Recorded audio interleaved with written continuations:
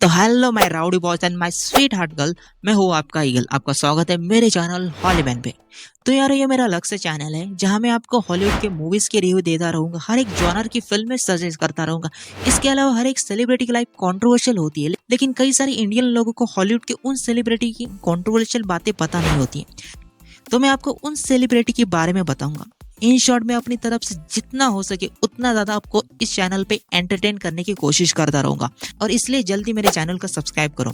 और आज का एपिसोड होगा हमारी इंडियन लोंडो का दिल चुराने वाली, दिल पे राज करने वाली, आपकी, हमारी, हम सब की crush Ana de Armas. Hello, I'm Ana de Armas, and today I'm gonna let तो यार पिछले एक साल से अगर इंडिया में हॉलीवुड की किसी एक्ट्रेस का सबसे ज्यादा क्रेज है तो वो है एना दे आर्मस।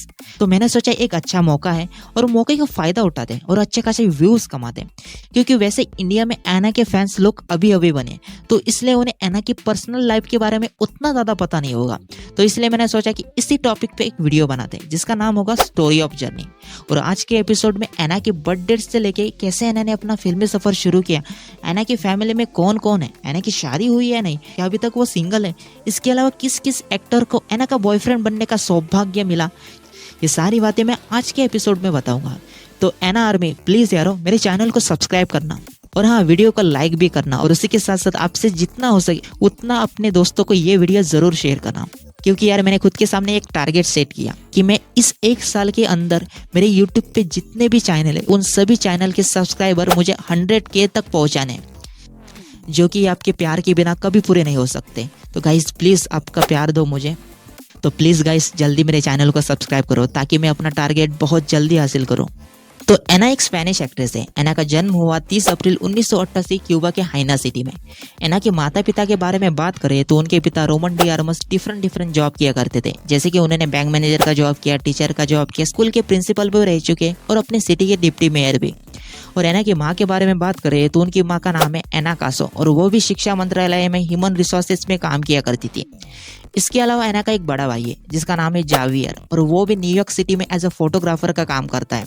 तो देखा जाए तो एना की फैमिली वैली नहीं है, उनकी फैमिली का हर एक मेंबर कोई ना कोई तो काम करता है। लेकिन फिर भी बचपन में एना के घर में ना इंटरनेट था, ना टीवी थी और ना डीवीडी प्लेयर था, इसलिए एना ने बचपन में जितने भी फिल्में देखी है वो अपने पड़ोसी के घर में ही देखी है, और उन फिल्मों से ही एना के दिमाग में एक्ट्रेस बनने का भूत चढ़ा। इसलिए एना ने अपने 14 साल के एज में ही क्यूबा के नेशनल ऑफ थिएटर में एडमिशन लिया, और यहाँ पर रहते हुए एना को 4 साल का ड्रामा कोर्स करना था। लेकिन एना ने अपने इस कोर्स को बीच में ही छोड़कर मूवीज के लिए ऑडिशन देना स्टार्ट किया, और एना को अपनी दोस्त की वजह से अपनी फिल्मी करियर की पहली फिल्म बहुत जल्दी मिल गई, क्योंकि एना के दोस्त के पिता एक मूवी डायरेक्टर थे। इसलिए एना ने अपने दोस्त से कहा था कि क्या तुम मुझे अपने पिताजी से मिलवा सकती हो, तुझे तो पता है मुझे एक्ट्रेस बनना है, और इसमें तेरे पापा ही मेरी मदद कर सकते हैं। और एना के दोस्त ने भी एना को मदद करने से मना नहीं किया। उसने अपने बर्थडे के दिन एना को अपने पापा से मिलवाया। और बाय द वे एना के दोस्त के पिता का नाम है मैनुअल गुतिरेज एरागोन। हाँ यार थोड़ा डिफिकल्ट नाम है। और फिर एना ने डायरेक्टर गुतिरेज को अपने एक्टिंग स्किल के बारे में बताया। और वैसे भी डायरेक्टर गुतिरेज एक नई मूवी बना रहे थे, और उस मूवी में उन्हें यंग नए 2 चेहरों की जरूरत थी, तो इसलिए उन्होंने एना को अपनी उस फिल्म के ऑडिशन के लिए बुलाया, और एना ने वो ऑडिशन दे दिया, और एना का वो ऑडिशन उन्हें काफी ज्यादा पसंद आया। और फिर डायरेक्टर गुतिरेज ने एना को अपनी उस फिल्म के लिए साइन किया। उस फिल्म का नाम था उना रोसो दे फ्रांसिया, और एना की ये फिल्म एक क्यूबन फिल्म थी, जो कि ये फिल्म खाली एना के होम कंट्री में ही रिलीज हुई थी। और अपनी डेब्यू फिल्म रिलीज होने के बाद एना अपनी क्यूबा कंट्री छोड़ के स्पेन में रहने चली गई, अपने दादा दादी के पास। और स्पेन जाने के लिए एना ने अपने एक्टिंग कोर्स को बीच में ही छोड़ दिया था, जो कि ये क्यूबा कंट्री के रूल के खिलाफ था, क्योंकि क्यूबा कंट्री में कोई भी स्टूडेंट अपनी स्टडी को बीच में छोड़कर दूसरी कंट्री में शिफ्ट नहीं हो सकता। हालांकि स्पेन जाने के बाद एना को अपने दादा दादी की वजह से स्पेन की सिटीजनशिप बहुत जल्दी मिल गई थी, और उसके बाद वहीं से एना ने अपनी फिल्मी करियर को आगे बढ़ाया। तो 2007 में एना के दोनों स्पेनिश टीवी शो एक ही साल में रिलीज हुए। एक था एल एडेन पेडिडो और दूसरा था एल इंटरनाडो। लेकिन इन दोनों टीवी शो में से एल इंटरनाडो टीवी शो की वजह से एना को स्पेन में काफी ज्यादा नाम मिला था। ये शो स्पेन में काफी ज्यादा पॉपुलर हुआ था। इस शो के कई सारे सीजन आए, लेकिन एना ने कुल मिला के इस शो के 6 ही सीजन में काम किया था। यह शो स्पेन में काफी ज्यादा पॉपुलर हुआ था। इस शो की वजह से एना को और भी बहुत सारे स्पेनिश टीवी शो और स्पेनिश मूवी के ऑफर आने लगे, और 2007 में एना की पहली स्पेनिश मूवी रिलीज हुई जिसका नाम था मैड्रिगल।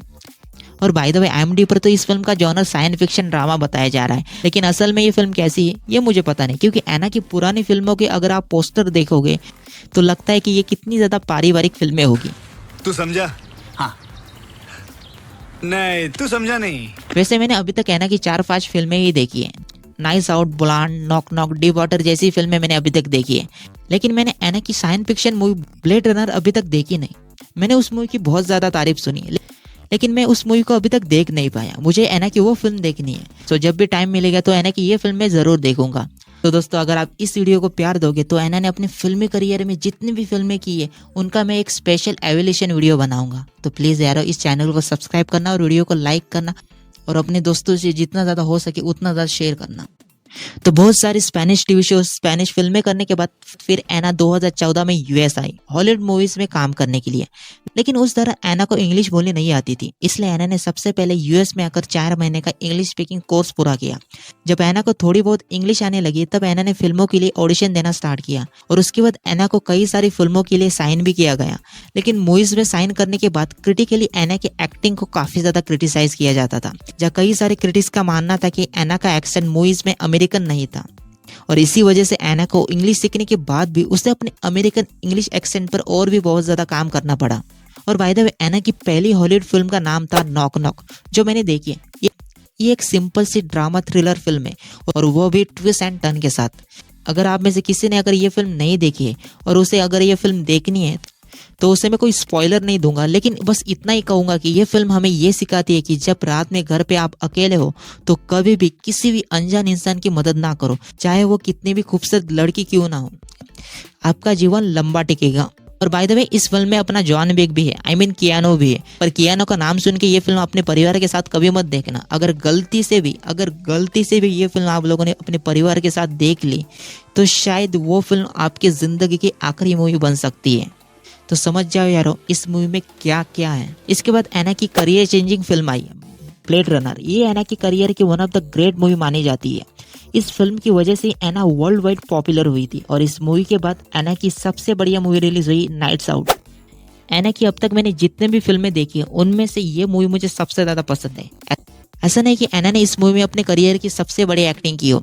एना की और भी ऐसे कई सारी फिल्में हैं जिनमें उसने इससे भी बड़ी एक्टिंग की हो और इस मूवी से ज्यादा स्क्रीन टाइम हो, लेकिन फिर भी एना की ये फिल्म मुझे सबसे ज्यादा इसलिए पसंद है क्योंकि ये मूवी मेरे जॉनर की फिल्म है। वैसे तो मुझे हर जॉनर की फिल्में देखना पसंद है, लेकिन खास करके मुझे ना सस्पेंस थ्रिलर जॉनर की फिल्में देखना काफी ज्यादा पसंद है, और नाइट्स आउट इसी जॉनर की एक बढ़िया सस्पेंस थ्रिलर फिल्म है। और शायद आपको ये पता नहीं होगा कि एना ने इस फिल्म को 2 बार रिजेक्ट किया था, क्योंकि एना को स्टार्टिंग में लग रहा था कि उसका इस फिल्म का कैरेक्टर उतना ज्यादा इफेक्टिव नहीं है, ये फिल्म करके उसे कोई फायदा नहीं होगा, ऐसा एना को स्टार्ट में लग रहा था। लेकिन बाद में जब एना ने सही से इस रोल को नोटिस किया तब उसे समझ आया कि उसे इस रोल में भी काफी कुछ करने के लिए है।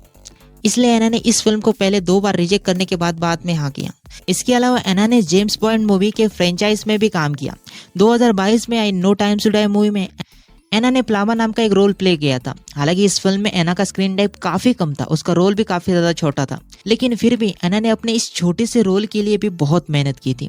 एना ने इस रोल को प्ले करने के लिए फाइटिंग ट्रेनिंग ली थी, क्योंकि इस मूवी में एना को कुछ फाइटिंग सीक्वेंस करने थे, और एना ने ये सब फाइटिंग ट्रेनिंग के लिए 3 हफ्ते की प्रैक्टिस की थी। और इसी मूवी के एना की फाइटिंग स्किल देखकर एना को द ग्रे मैन जैसी मूवी ऑफर हुई।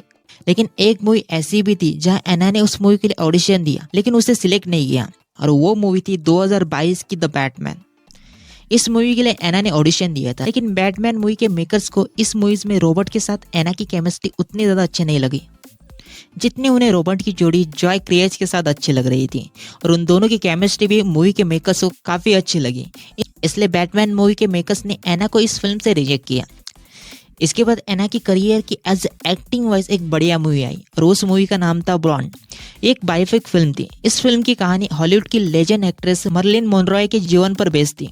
और दोस्तों, आपको तो पता है किसी भी रियल लाइफ पर्सनैलिटी को एक बड़े पर्दे पर हुबेहूब वैसा का वैसा निकालना कितना ज्यादा डिफिकल्ट टास्क होता है। उस मूवी में जरा भी ऊंच नीच हो गई तो जिस सेलिब्रिटी की आप बायोपिक बना रहे हो उसके फैंस आपको छोड़ेंगे नहीं। तो इसलिए बायोपिक फिल्म में काम करना कोई आसान काम नहीं।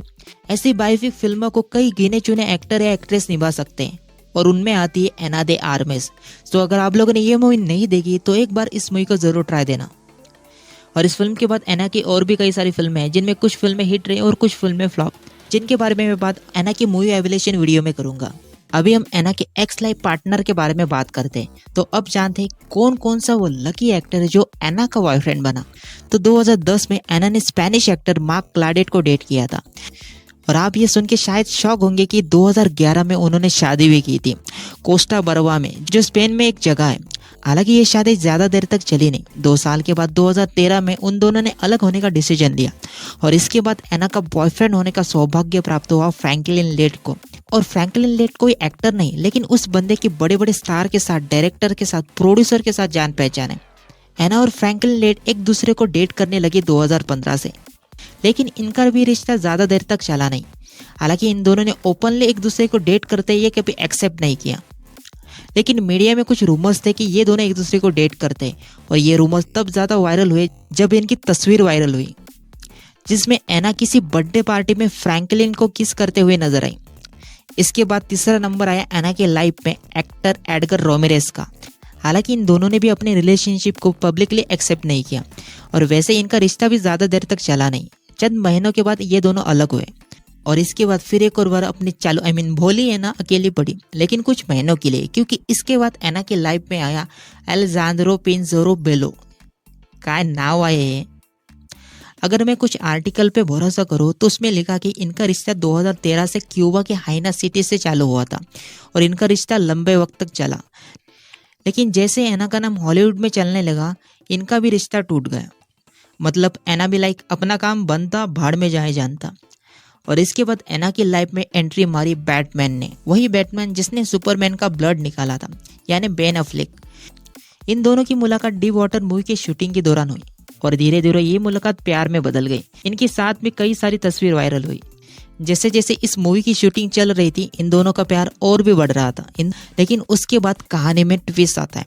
जैसे इन दोनों की मूवी डीप वाटर रिलीज होती, इन दोनों का डेटिंग का चैप्टर क्लोज होता है। ये रिश्ता कैसे खत्म हुआ, किस लिए खत्म हुआ, किसी को कुछ पता नहीं। और इस बॉयफ्रेंड के बाद एना का करंट बॉयफ्रेंड है पॉल बोकुदाकिश, जो कि एक एक्टर है। तो ये बॉयफ्रेंड कितनी देर तक है हमें पता नहीं। तो ये है एना की बॉयफ्रेंड की लिस्ट। ये वो लकी एक्टर है जिन्हें एना का बॉयफ्रेंड बनने का सौभाग्य प्राप्त हुआ। अब हम एना की लाइफ के कुछ अचीवमेंट पे नजर डालते हैं। तो एना दे आर्मस 2023 के ऑस्कर में ब्लॉन्ड मूवी के लिए बेस्ट लीडिंग एक्ट्रेस के लिए नॉमिनेट हुई थी। हालांकि वो जीती नहीं थी, पर यार ऑस्कर में नॉमिनेट होना भी एक बड़ी अचीवमेंट होती है। लेकिन भले एना ने ऑस्कर अवार्ड जीता नहीं, लेकिन बाफ्टा अवार्ड्स में एना को ब्लॉन्ड मूवी के लिए बेस्ट एक्ट्रेस का अवार्ड्स मिला। इसके अलावा इसी मूवी के लिए एना को और भी कई सारी कैटेगरी में अवार्ड्स मिले। तो दोस्तों ये थी एना की कुछ अचीवमेंट्स। तो my rowdy voice and sweet heart girl, अगर आपको ये वीडियो पसंद आया तो प्लीज़ यारो चैनल को सब्सक्राइब करना, ताकि जो मेरा ये गोल है, जो मेरा एक टारगेट है कि 1 साल के अंदर मुझे मेरे सारे यूट्यूब चैनल को 100K सब्सक्राइबर तक पहुँचाना है, वो आप सभी के सब्सक्राइब करने पर ये मेरा गोल बहुत जल्दी पूरा होगा। और हाँ दोस्तों, अगर आपको इस वीडियो में ज़रा भी खराबी लगी हो तो मुझे कमेंट करके बताना, ताकि अगली बार मैं ऐसी गलती ना करूं। तो मिलते हैं दोस्तों नेक्स्ट वीडियो में। अभी मैं जाता हूं मेरे दूसरे चैनल पे वीडियो डालने के लिए। तब तक के लिए टेक केयर।